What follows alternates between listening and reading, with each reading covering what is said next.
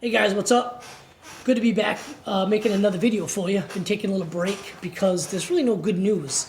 For a long time I thought we were going to have a season, and then I thought we weren't going to, but now I'm thinking we're going to have another season. It's going to start. As we've seen with baseball, they've got some hiccups, but so my concern is it's going to start, but it's going to finish. Are we going to have a scenario where maybe Ohio State's supposed to play like Iowa, and a couple of guys in Iowa test positive, they cancel the game? Is that really going to hurt Ohio State's strength of schedule? Probably not, but I can see a scenario where there's going to be a few teams that don't play the full 10 games. So that's where we're at with that. Some notable news and notes. August 17th looks like it's going to be the start for real practice day for most of these schools. I know Oklahoma, at least, maybe the Big 12 is going to start week 0. Most everybody is starting Labor Day weekend. The SEC is going to start September 26th. I don't really agree with that. I don't know how it's going to play in. They're only doing the 10 games. Some of these conferences are doing the 10 plus 1. I know the Big Ten's only doing conference games. I think ACC is doing the 10 games. But I don't know why they're not starting earlier. That at least gives them the opportunity to just pause the season if a couple of teams have some breakouts, which it's going to happen, folks. Let's just be prepared. Come to peace with it. Teams are going to get guys that test positive. The SEC has already put out their protocols. I haven't seen the other conferences yet, but the SEC is going to, I think it's going to do Monday, Wednesday, or Monday, Thursday, and then Sunday testing, I think. So, but anyway, good news. Coaches poll is out. And the coaches poll is the one poll that I actually put most stock in. I believe that it's more important than the other ones. I prefer to know what the coaches are thinking about their opponents, teams they just played, teams that are coming, that they're playing coming up. I trust their knowledge and ideas more than a writer. A lot of these writers, Pete Thamel, Darren Rovell, that idiot in Atlanta looks like a penis. What's his name? Dan Wolken. These guys have been complaining and, Northwestern shutting down practice because one freaking guy tested positive. All they do on Twitter is talk negative. Stuart Mandel's another guy, and then he bitches and moans about folks accusing them of being negative. We all know the coronavirus is real. It's a thing, and it sucks, and it's ruining pretty much everything. Why just call out the negative about it? Yes, we all know there could be problems, but let's, be thankful that Major League Baseball, the NFL, it's not the NFL, the NBA, the NHL, they're all playing. WNBA said no positive tests right now. So let's think positive. We all know it's probably going to happen that someone's going to get coronavirus, either in high school football, which, by the way, as we talked about last video, most of the states are doing, and in college, someone's going to get it. A lot of great players, Rashad Bateman, Micah Parsons, Rondale Moore, all those guys are opting out. They're going to be first-round picks. They're opting out, and I don't blame them. I think it's ridiculous if they were opting out and there wasn't a pandemic, but I don't blame them. Why risk it? A lot of players, though, need this. A lot of your 3rd, 4th, 5th round grade guys need this season to improve their draft stock. And I fully support the guys who are opting out. Rondale Moore is awesome. Micah Parsons is awesome. I'm going to be sad not being able to watch them. But I'd do the same thing if I was in their place. So, but anyway, enough with the negative media. But ironically, the one guy that I've always hated is Danny Kanell. And I find myself agreeing with that guy more often than not now. So definitely the world's a crazy place. Let's talk about the top 20 coaches poll. First 5, really no disagreements with. Wouldn't have them in this order, but Clemson at 1, then Ohio State, Alabama, Georgia 4, LSU 5. Miles Brennan is probably going to be the QB for LSU. They're losing, obviously they lost Burrow, once in a generational player, once in a lifetime type of season. But they're just reloading. I wouldn't necessarily put them at 5, but I don't have a disagreement with it too much. Then you got Oklahoma at 6. Mayfield, NFL draft pick, first round, Heisman. Kyler Murray, 1 and done, first round pick, Heisman.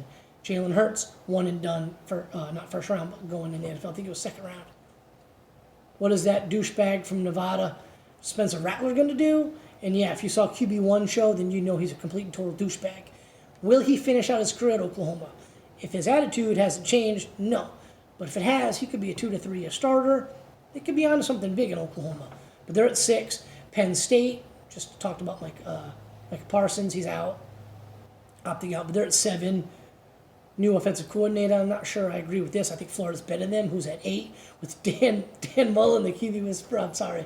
I just think that's funny. And these people who think he's this great QB coach. Dak Prescott was his only guy, and Dak Prescott wasn't that great. He had one good season. I don't see it, but they're at 8, and I agree with them at 8. They're around that there. But then you got Oregon at 9. Not so sure. I think they should be in the 11 to 15 range, but they're at 9. Replacing Herbert at QB. Again, Oregon's loaded, and the Pac-12's not that great. Are they even going to play? I'm not even sure. But they're at 9. Notre Dame at 10. Ian Book, can't disagree there. Auburn's at 11. Said this before about Auburn. I think their offense is going to be much better, but their defense is going to be much worse. You can't replace the type of D-line they had the last couple of years. You just can't do it. Those guys are on to the NFL. The guys they're recruited are okay, but they're not recruiting an elite level in the SEC that LSU, Alabama, and Georgia are. And I just don't see how they're going to finish at 11. I mean, I don't think they're going to finish 11. I think they're going to lose 3 or 4 games. Then you got Wisconsin, 12. A&M, we talked about them. They're at 13. I think they should be higher in the 7, 8, 9, 10 range. But Texas, 14. They are what they are. Michigan, real quick note on Michigan. Apparently in the Big Ten meetings, phone meetings, Harbaugh kept interrupting Ryan Day, saying he was cheating, talking about a photo that surfaced of one of the Ohio State coaches on the field with players, and that's not allowed right now. It pissed Ryan Day off real bad. And he apparently went back to his team and coaches saying, we're going to hang 100 on him this year if there's no mercy rule. And wouldn't be much of a stretch, and it wouldn't be much different than the last few years that they've played. But anyway, Michigan's at 15, Oklahoma State. Talked about them before.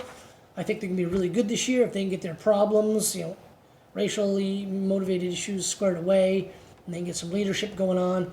I think they may have a really good season, but they're at 16. USC 17, Minnesota 18. They just lost Bateman at wide receiver. He's opting out. I don't think Minnesota's going to have a very good season. I think they're going to go back to the typical Minnesota season they're having. But they're at 18. North Carolina, talked about them again before. I think they're going to have a great season. They don't play Clemson. They picked up Notre Dame, but that should be the most difficult game on their schedule. I think North Carolina is a team to watch this year. I'm really looking forward to watching them play. 20 is Utah. 21 through 25, Central Florida, Cincinnati, Iowa, Virginia Tech, Iowa State. The one team that's not on here is Tennessee. And I agree they shouldn't be on there, but I think they're going to be pretty darn good this season. And I think they're going to creep up maybe in the 15 to 25 range. They might have a couple losses, but I think they're going to win some games and surprise some people. So anyway, that's the coach's poll. Like I said, that's the one I put most stock in. Other than obviously, the final, playoff poll, but coach's poll, I've always really dug it. Like I said, it's good to see what the coaches think about their opponents that they've played and ranking them that way. Again, with the national media, you might have a guy in Chicago who's not watching the nighttime SEC or ACC games or Pac-12 games. He's watching those afternoon games, your noon Big 10 and noon Big 12, and then your afternoon game of the Big 12 or whatever, or SEC 3:30, writing his article and sending it in, and then doing something else. And that's why I don't particularly care for the media. I think that they're kind of stuck in their conference and their ways. They're not really paying attention to everything, in my opinion. But anyway, looking forward to it. We should have some news today regarding SEC, two add-on cross-division teams. They're doing the 8 SEC games and adding on the next 2 years' opponents, cross-divisional opponents. It came out this morning that it was being held up by Alabama and Florida. No surprise, because they've got to play each other, and they don't want to have a hard game on their schedule. Boo freaking who. It's a pandemic. Take the damn games you're scheduled and be thankful that we're going to have a season. But no, I'm assuming the SEC is going to cater to whatever Alabama wants. Take Florida off.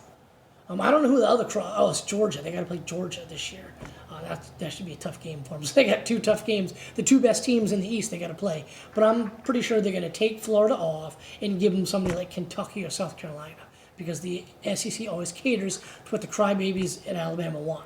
So whatever. So we'll get another video back at you there. I think the full SEC schedule will be out next week. So we'll do a video on that, and we'll talk about some of the schedules, because everybody else has already been released. So we'll talk about that. Anyway, have a great weekend, guys. We'll catch you later.